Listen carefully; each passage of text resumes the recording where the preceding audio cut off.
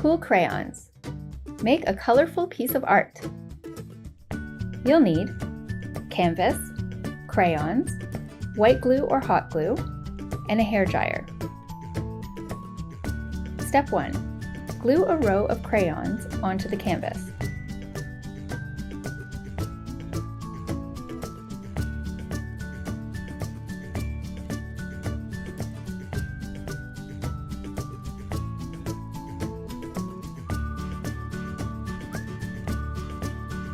Step 2. Hold the hairdryer close to the crayons and heat them until the wax melts and drips down to make a colorful design.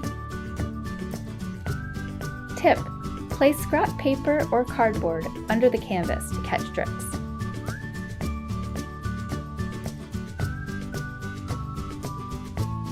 Step 3. Wait for the wax to harden, and then you can touch your art. Hang it up for all to see.